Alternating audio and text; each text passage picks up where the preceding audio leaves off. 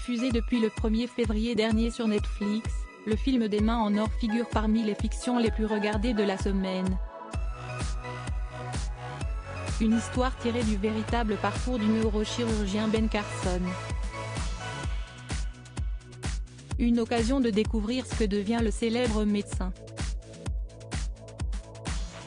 Il y a des parcours de vie tellement extraordinaires qu'ils méritent d'être immortalisés par un film.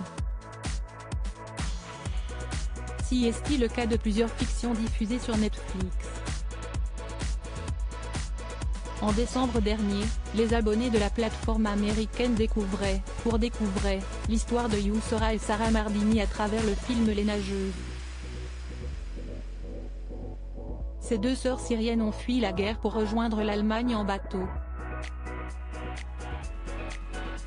Passionnée par la natation, la Benjamine parvient, après plusieurs péripéties, à participer aux Jeux Olympiques de Rio de Janeiro en 2016 en rejoignant l'équipe des athlètes réfugiés.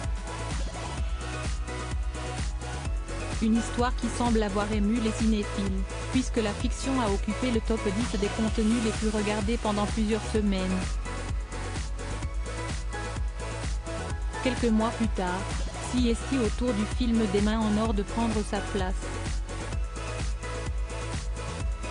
Sorti en 2009, mais disponible depuis ce mercredi 1er février sur Netflix, ce drame inspiré de faits réels revient sur le parcours semé d'embûches de Ben Carson, un étudiant en médecine issu d'un milieu modeste, qui, au fil des années, devient un neurologue réputé mondialement. Le rôle principal est d'ailleurs incarné par l'acteur Cuba Gooding Jr. Ben Carson s'est lancé dans la politique. Ben Carson a marqué l'histoire de la médecine en devenant le premier neurochirurgien de l'histoire à réussir la séparation de deux siamois reliés par la tête.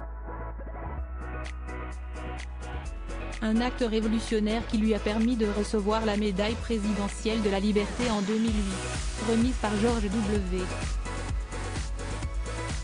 Bush, le président des États-Unis de l'époque. Au fil des années, Ben Carson s'intéresse au monde politique.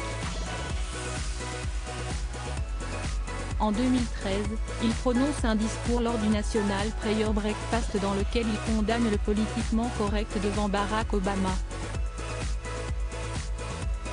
En 2016, il se lance dans la course à la présidentielle en soumettant sa candidature aux primaires républicaines. Une action qu'il finit par abandonner avant de se rallier à Donald Trump.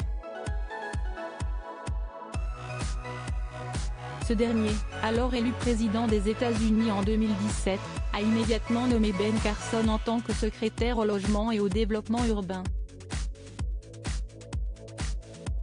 Un mandat qui a pris fin au mois de janvier 2021, lors de la prise de fonction de Joe Biden.